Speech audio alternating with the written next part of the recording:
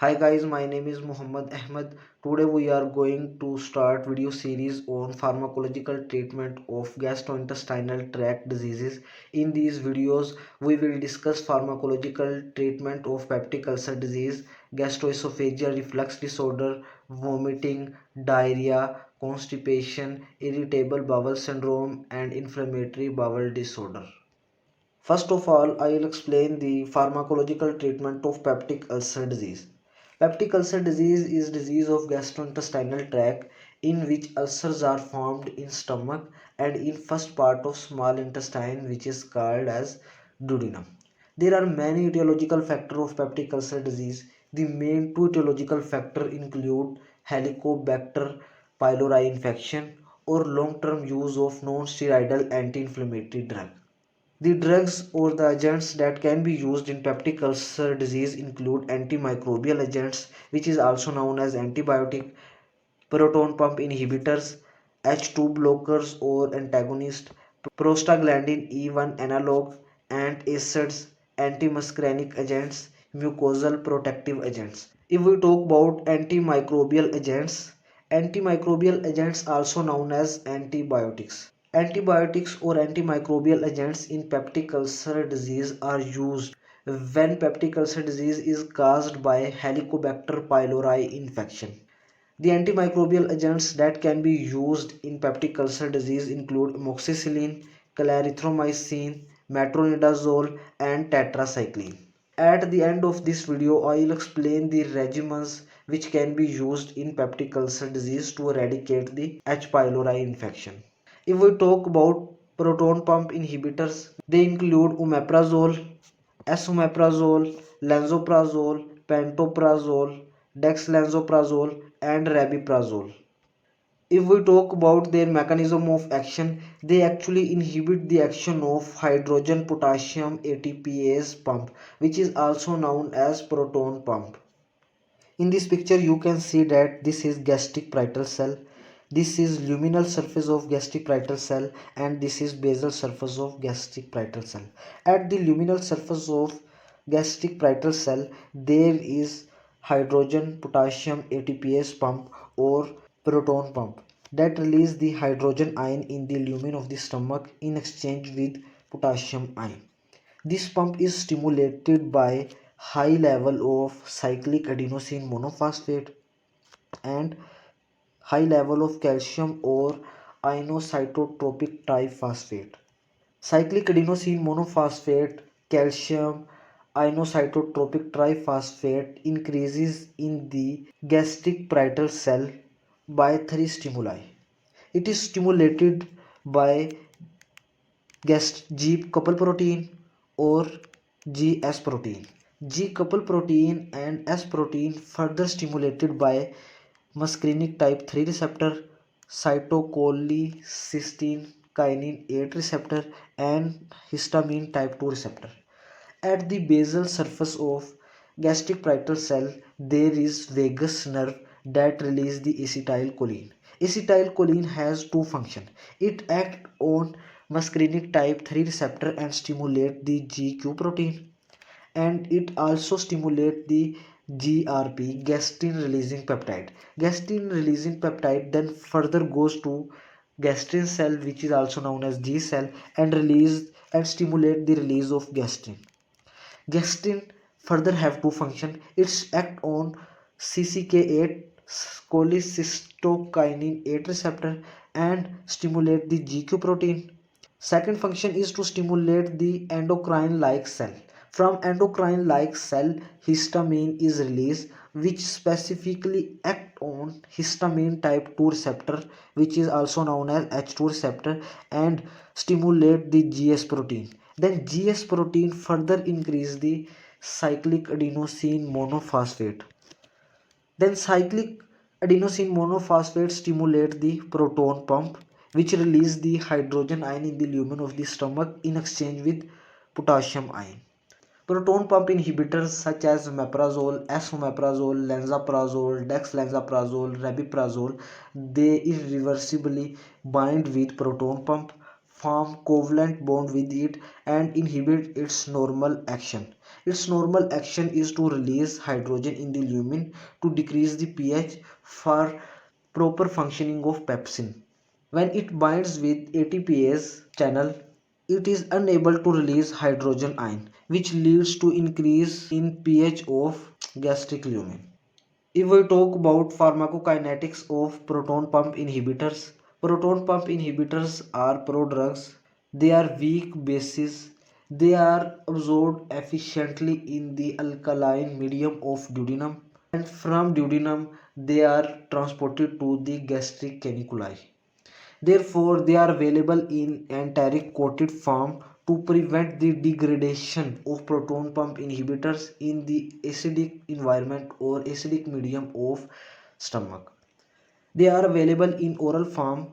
Esomeprazole, lansoprazole and pantoprazole also available in intravenous form. They are metabolized by the liver and excreted via urine and feces. If we talk about uses of proton pump inhibitors other than peptic ulcer disease include gastroesophageal reflux disease, erosive esophagitis, can be used in prophylaxis of stress ulcer, can be used in prevention and treatment of non-steroidal anti-inflammatory drugs. It can be used in Zollinger-Ellison syndrome. Zollinger-Ellison syndrome is a condition in which gastrin are stimulated inappropriately, which further stimulate the parietal cell for release of hydrochloric acid. Hydrochloric acid level in the lumen of the stomach increases, so to decrease the pH of or so to decrease the release of hydrochloric acid in the gastric lumen, we can use proton pump inhibitors. Now we are going to discuss side effects of proton pump inhibitors. Gastric parietal cells release hydrochloric acid as well as intrinsic factor. Intrinsic factor required for absorption of vitamin B12. When we will inhibit the proton pump by proton pump inhibitor, it will inhibit the release of hydrochloric acid as well as the release of intrinsic factor. When there will be decreased release of intrinsic factor, it will lead to decreased vitamin B12 absorption. Studies show that if we use the proton pump inhibitor for more than 1 year, it increases the risk of fracture because it decreases the absorption of calcium and magnesium from gastrointestinal tract. Clopidogrel is antiplatelet agent. It is prodrug and activated by cytochrome P2C19 isoenzyme. Proton pump inhibitors, especially omeprazole and esomeprazole, inhibit the activity of cytochrome P2C19 and decrease the activation of clopidogrel. We can say that omeprazole and esomeprazole decrease the effect of clopidogrel. High acidic environment in stomach destroy many microbial agents. When we will decrease the acidic environment, it increase the risk of infections like pneumonia and increase the risk of Clostridium difficile colitis, which lead to diarrhea. Proton pump inhibitors also decrease the absorption of dead drugs that are absorbed in acidic medium. For example, calcium carbonate. Calcium carbonate absorbed in acidic environment. Proton pump inhibitor decrease the acidic environment of stomach. It decrease the absorption of calcium carbonate. Those patients who are taking proton pump inhibitors, we can use calcium citrate instead of calcium carbonate. H2 blockers include cimetidine, ranitidine, nizatidine, famotidine. If we talk about mechanism of action, H2 blockers selectively binds with histamine type 2 receptors and it inhibits the action of H2 receptors reversibly. As I explained that histamine is released by endocrine-like cells and act on H2 receptors. Cimetidine, ranitidine, nizatidine, famotidine act on H2 receptor reversibly and block the action of histamine. When we block the action of histamine, there will not be stimulation of GS protein and it will not increase the intracellular cyclic adenosine monophosphate level, and cyclic adenosine monophosphate will be unable to stimulate or activate the proton pump and increase the pH of stomach.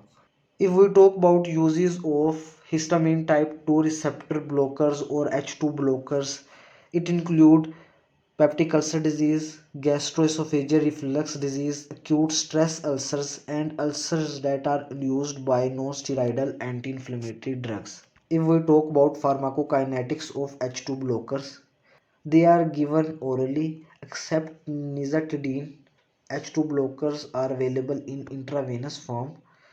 They are metabolized by liver cytochrome isoenzyme system and excreted via urine. H2 blockers can cross the placenta and can be excreted in milk, so they are contraindicated in pregnancy and in lactation. Side effects include headache, dizziness, diarrhea. It also affects central nervous system and causes hallucination and confusion.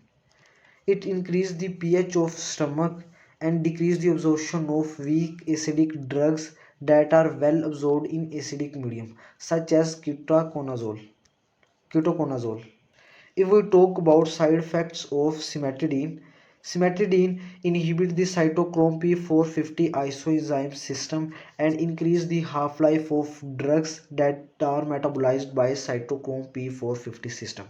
The drugs that are metabolized by cytochrome P450 system include warfarin, clopidogrel, diazepam, and theophylline, and there are many more drugs, but these are more common.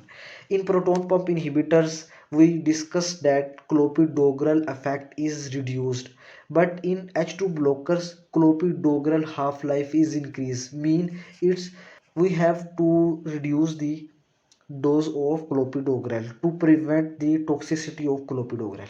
Cimetidine also have endocrine side effects. Cimetidine act as non-steroidal anti-androgen and reduce the effect of androgen on androgenic receptor and causes gynecomastia, galactorrhea, and decrease the sperm counts in males. If we talk about prostaglandin E1 analog, it include misoprostol. If we talk about mechanism of action, prostaglandin act on prostaglandin receptor and stimulate the G inhibitory protein. It inhibit or prevent the increase in intracellular cyclic adenosine monophosphate level. When there will be decreased level of cyclic adenosine monophosphate level, it will inhibit the. If we talk about antimuscarinic agents, dicyclomine is antimuscarinic agent. It inhibits the action of acetylcholine on M3 receptors. As you can see in the diagram, dicyclomine as well as atropine both inhibit the action of acetylcholine on muscarinic type 3 receptor and inhibit this whole pathway and decrease the release of proton of the stomach, which lead to increase in pH of the stomach. If we talk about side effects of antimuscarinic agents, it include constipation, dry mouth, urinary retention, and cardiac arrhythmia.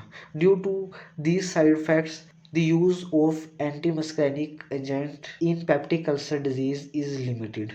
If we talk about antacids include aluminum hydroxide, magnesium hydroxide, calcium carbonate, and sodium bicarbonate.